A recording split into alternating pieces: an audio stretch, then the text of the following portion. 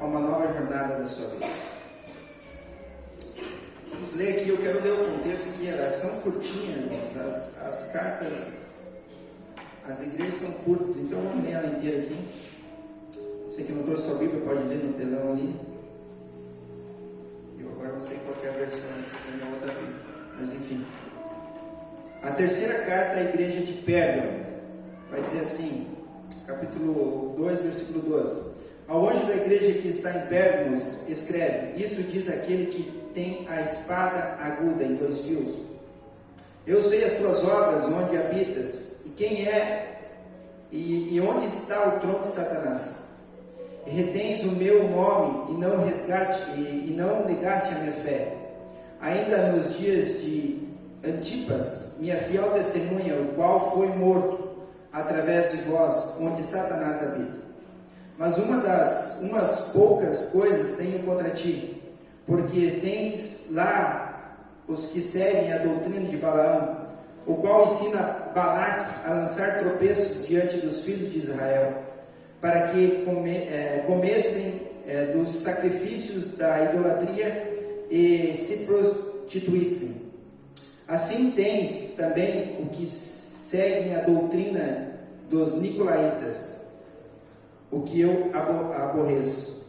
Arrependei-vos, pois quando não em breve virei a ti e contra eles batalharei com a espada da minha boca.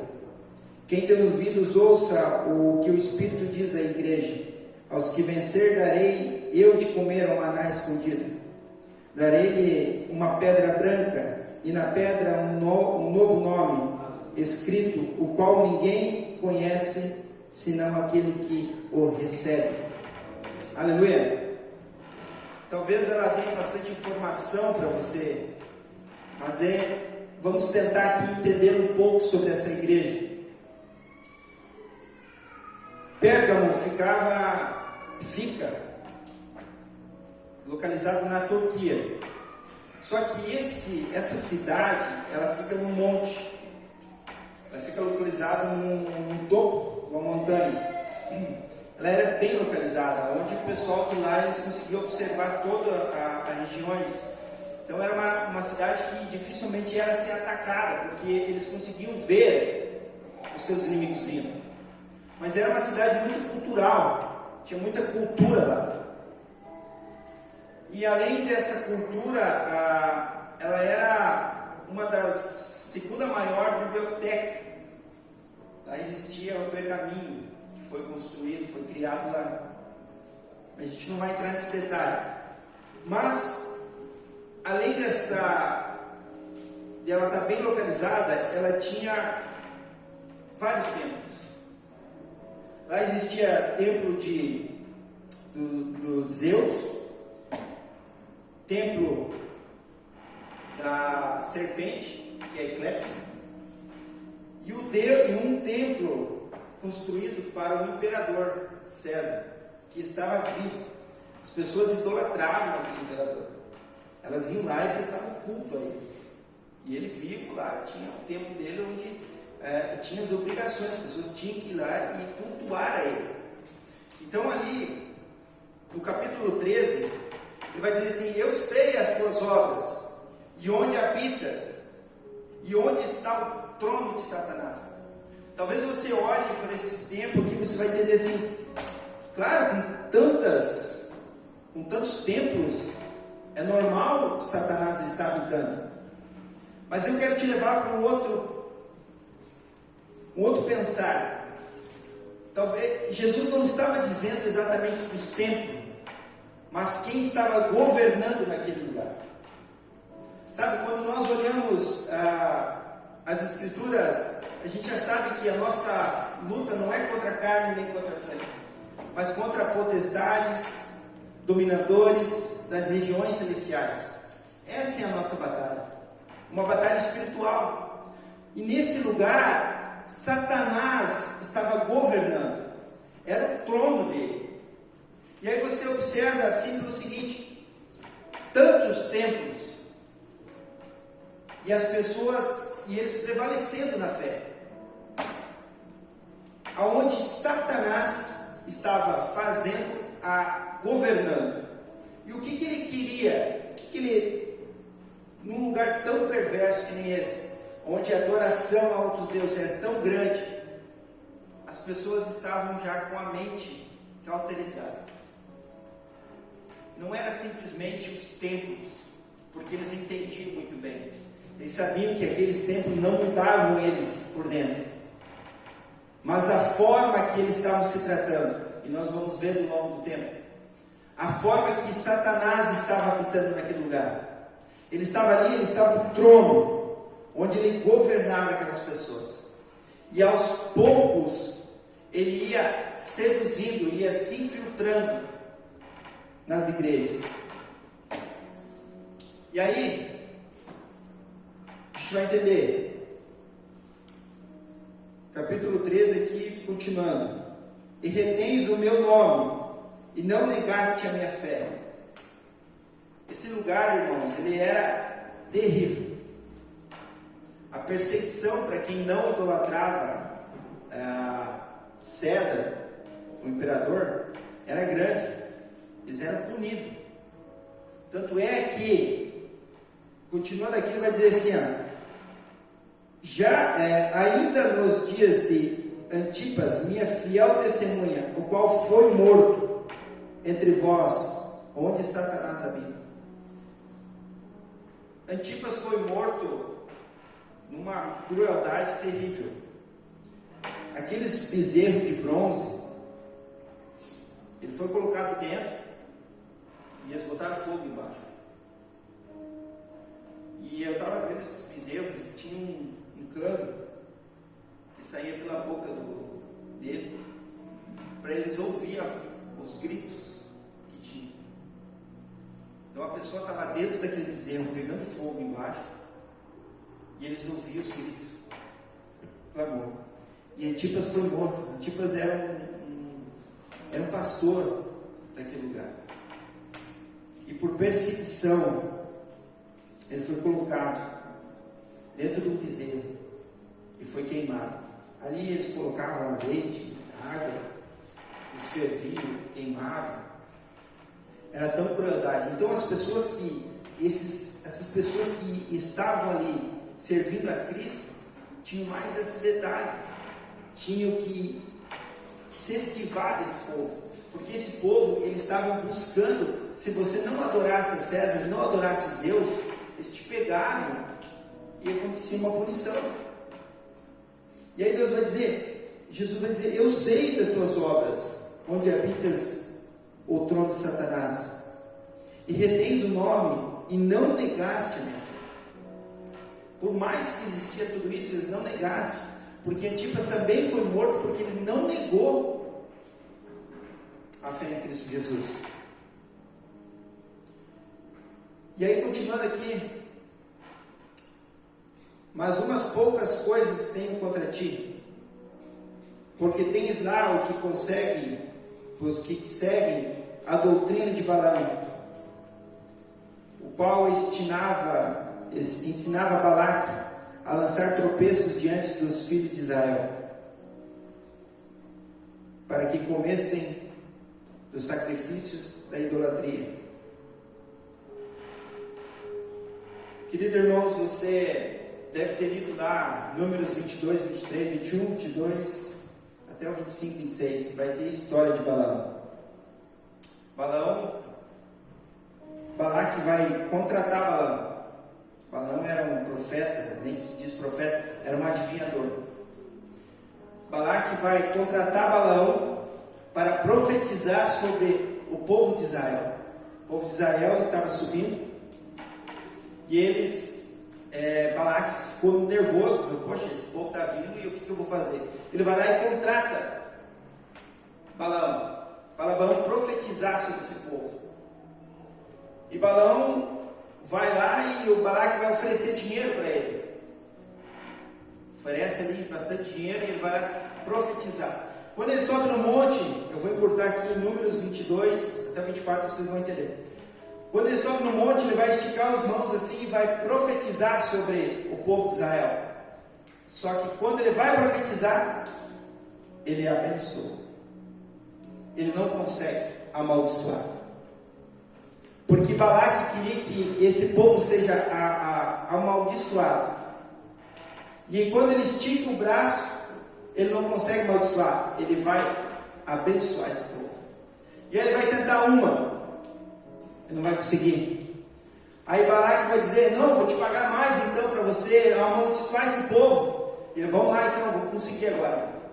E ele vai lá, estica as suas mãos e não consegue. E aí Deus vai dizer assim: mas uma das poucas coisas tenho contra ti, porque tens lá os que seguem as doutrinas de Balaão. Balaão não conseguiu profetizar, amaldiçoar o povo de Israel. E aí o que ele vai fazer? Ele vai dizer para Balaque assim o seguinte: Balaque, olha só, eu não consigo amaldiçoar aquele que já é abençoado por Deus. Tenha uma noção de sua mente, você não consegue ninguém te abençoar. Você já é abençoado. E Balaque vai dizer: mas o que eu vou fazer? Ele vai dizer assim: só existe uma maneira desse povo ser amaldiçoado. E qual é? Se eles contaminar o povo, se eles mesmos se amaldiçoarem, eles mesmos. E como que eu vou fazer isso? Pega aí, cara, o que tu tem de mulher, bota a carne que é contemplada a Deus e leva lá, e eles vão se envolver, eles vão se infiltrar. Porque a palavra de Deus vai dizer que o único povo era o povo de Israel, e que eles eram santos, que eles eram escolhidos por Deus, e eles não poderiam se misturar com nenhuma outra doutrina. Então Balaão vai dizer: pega aí, cara, o que tu tem para tuas mulheradas, e bota tudo na porta lá deles lá, e eles vão se envolver. E Deus abominava isso aí. Ele não queria que essa junção, essa mistura acontecesse, porque ia contaminar aqueles que eram puros. E essa é a doutrina de Balaão. Aqueles que vinham se misturando, eles vinham sem entender, eles vinham se misturando ao povo de Israel. E o interessante, eu quero ler com você aqui, ó. Balaão foi um profeta midianita que morava em perto, em uma cidade de Mesopotâmia, e foi contratado por Balaque, rei de Moabe, para amaldiçoar Israel. Mas em vez disso, Deus obrigou a abençoar, em vez de amaldiçoar o povo escolhido. Não tem como você amaldiçoar o povo que já é escolhido. Sabe, não tem como um povo ser amaldiçoado que já é escolhido por Deus. Então, aqueles templos, tudo que existia lá, não mudava nada para Deus, para eles, porque não tem a ver com o que eles estavam vivendo, mas o que estava penetrando sobre eles. Então não era onde eles estavam, cheio de templos, de lugares onde existia uma adoração, não. Era o que eles estavam misturando em suas vidas. Sabe, não era o lugar que eles estavam habitando, mas o que estava misturando entre eles. Alguns estavam se envolvendo em uma doutrina de Balaão. Alguns estavam se misturando aquilo que não era de Deus. Ou seja, os lugares que eles estavam, Jesus vai dizer assim, ó: cara, isso aí não tem nada a ver contigo, porque tu não se contamina com isso. Agora, o que vem se misturando para você, essa é a grande questão. Sabe, não adianta eu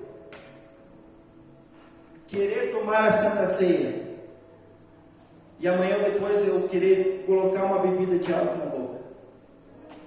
Não adianta eu adorar aqui e amanhã ou depois eu estar misturando algo na minha vida.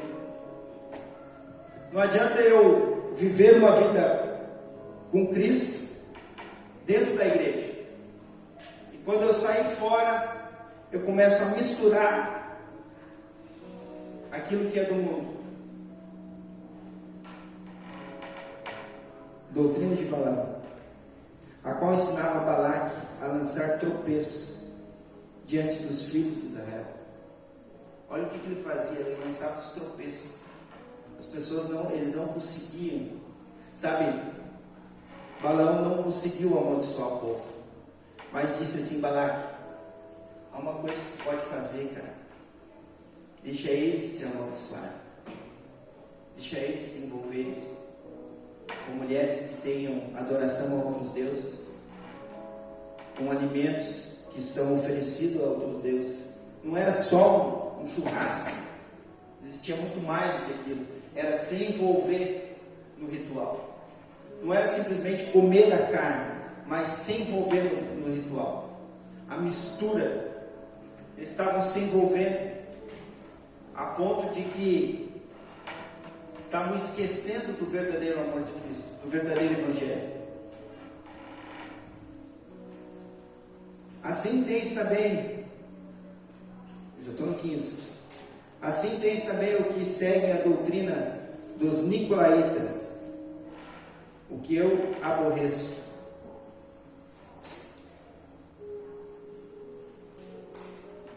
O grupo denominados nicolaítas participavam de uma seita que procurava difundir ensinos contrários ao Evangelho e ensinamentos já estabelecidos no início da era cristã. O objetivo era corromper a doutrina da igreja e perverter os costumes já existentes. Os nicolaítas tinham uma ideia bem confusa. E agora eu quero que tu preste atenção. Por mais que eles não saibam exatamente quem é esse Nicolau, mas olha só. Eles queriam confundir aqueles cristãos. Além de ter essa mistura de Balaão, existia essa doutrina dos nicolaítas, onde era uma confusão. Qual era o objetivo? Era dizer que você poderia estar na igreja, mas poderia estar no mundo também. Que você poderia estar diante da presença, mas poderia amanhã estar fora dela. Ou seja, quanto mais pecado eu tenho, mais eu sou perdoado. Olha a enganação.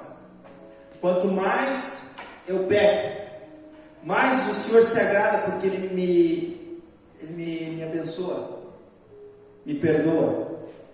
A confusão dos nicolaítas era exatamente isso aí. Era confundir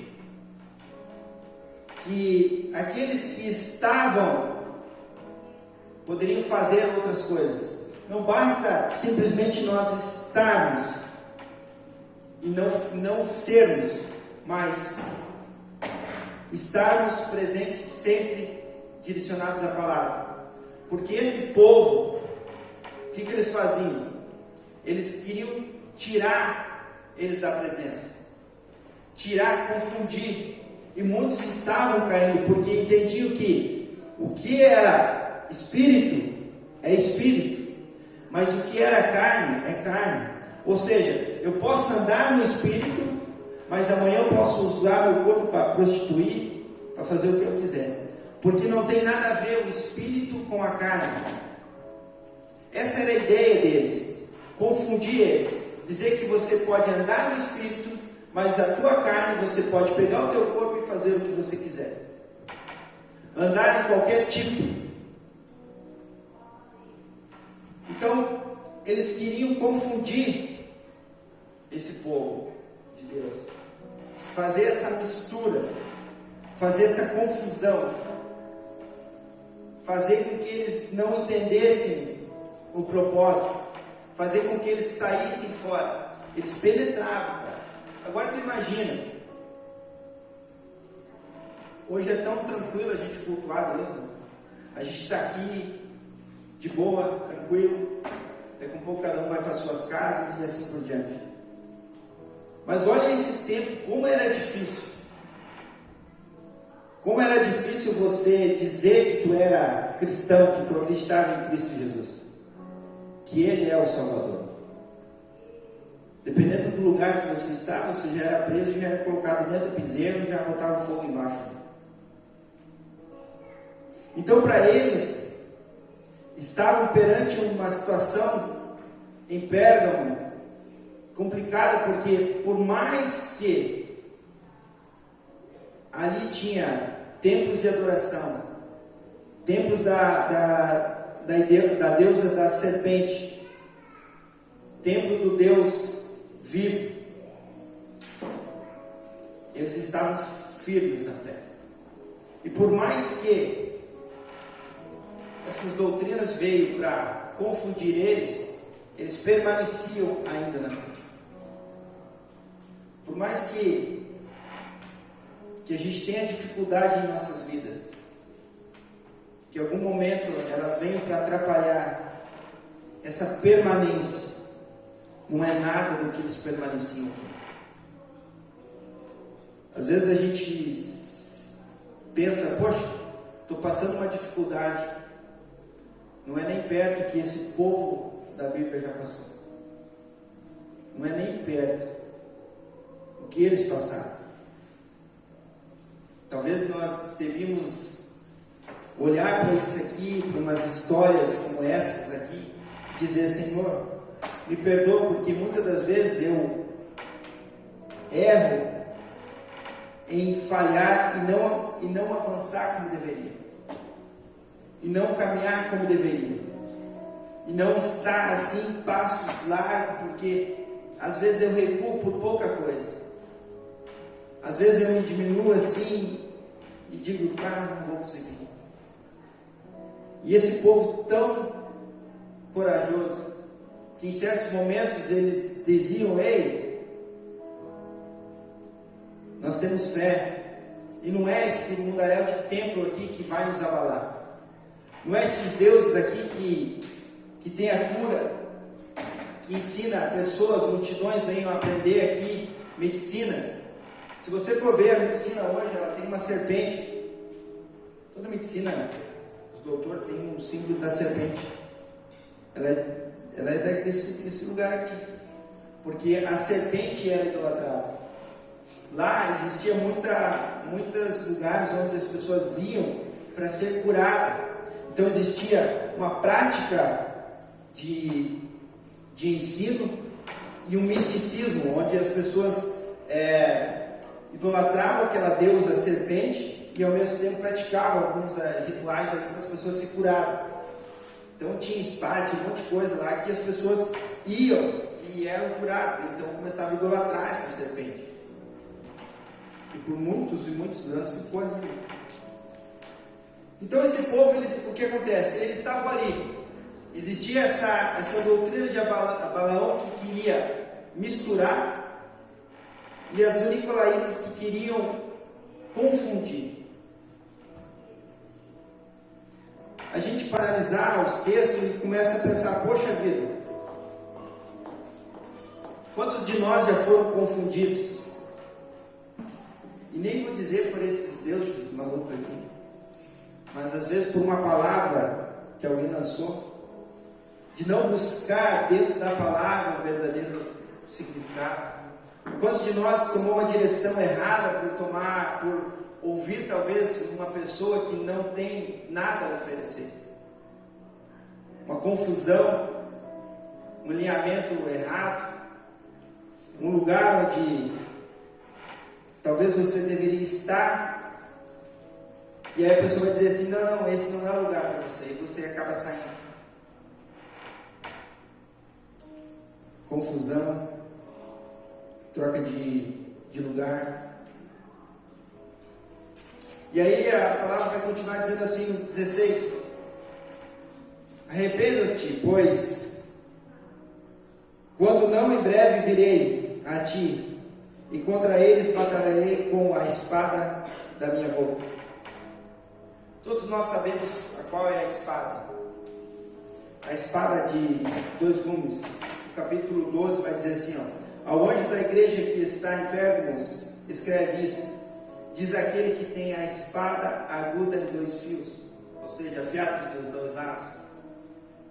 Nós sabemos que a palavra do Senhor, ela é uma espada, onde ela fere e cura. Ela vem para nos curar, ela vem para nos ferir. Ela nos conserta e nos direciona. Ela vem sempre para nos exortar e ao mesmo tempo ensinar. E ela vai dizer assim, cara, só tem uma maneira de vocês entenderem isso. É com a palavra. É só com a palavra para vocês conseguirem saber o que está acontecendo. Porque existem muitas doutrinas que vocês estão se envolvendo. E só tem uma maneira de eu terminar com isso aí. É com a palavra, com a espada da minha boca. Com a palavra de Cristo. Aonde Ele veio para nos salvar. Aonde Ele veio para nos curar, para nos libertar. E só vai dar essa palavra assim: ei, a espada que corta, ela vai te curar e ela vai te machucar a ponto de você entender. E aí, continuando, vai dizer assim: quem tem ouvidos, ouça o que o Espírito diz à igreja. Ao que eu vencer, darei de comer do maná escondido. E qual é esse maná escondido? Nós sabemos que quando o povo estava atravessando o deserto, Deus provia o maná. Todos os dias. Todos os dias descia o maná, que alimentava eles. E aí existe essa promessa: aos que vencer darei eu de comer o maná escondido. Em João 4, 31, 32 diz assim: enquanto isso os discípulos insistiam com ele: mestre, come alguma coisa. Mas ele disse: tenho algo para comer que vocês não conhecem. A palavra de Deus, ela é algo maravilhoso. A intimidade com Cristo é algo que você vai, quando entrando, você não vai querer mais sair. Você vai cada vez mais e mais buscando. E Jesus vai dizer assim: aquele que vencer, eu darei o maná escondido. Sabe, existe um maná para você. E ele só vai ser acessado quando você buscar, quando você encontrar ele. Ou seja, o maná, ele é dado todos os dias, pela palavra, pela espada. Agora, ela existe uma escondida, que é a palavra do Senhor, quando você buscar ela inteiramente. E ele vai dizer: se você me procurar de todo o teu coração, me achará. Quando você me procurar de todo o teu coração, você me achará. Irmãos, a palavra de Deus, ela é um maná que se renova todos os dias. Ela é um maná que te desce do céu todos os dias para você. E ela se renova. E eu darei para você um maná escondido, quando aquele que estiver comigo, eu darei o maná, aquele que depois o pão vivo, que desceu do céu, aquele que vai estar contigo, aquele que vai subir, que vai te olhar e vai dizer assim: eis aqui, aquele maná que eu te prometi, aquele que eu te prometi, que você ainda não sabe, mas quanto mais você acessar, mais você vai encontrar. E aí ele vai dizer assim: e dali-te uma pedra branca, a pedra de um novo nome escrito, a qual ninguém conhece, senão aquele que o recebe. Essa pedra branca,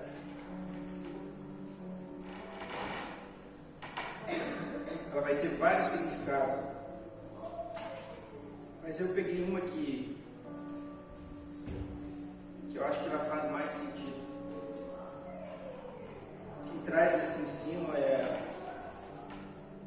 o pastor Rodrigo Silva. Ele vai dizer assim, essa pedra branca, ela, na cultura romana, acontecia o seguinte: quando uma criança nascia, eles colocavam aos pés do pai dela. E o pai fazia uma cerimônia, convidava todo mundo, e eles colocavam, depois de 9 dias, colocavam a criança nos seus pés, e ele decidia se ia assumir a criança ou não. Então a criança poderia ser órfã do pai vivo. Ela olhava para a criança, ele olhava para a criança e dizia: eu vou ser pai dessa criança. E pegava e erguia ela para cima. Quando ele erguia ela para cima, ele automaticamente reconhecia aquela criança como seu filho. E aí eles ganhavam uma pedrinha branca, onde era o nome do pai e da mãe de toda a geração deles, via na pedra.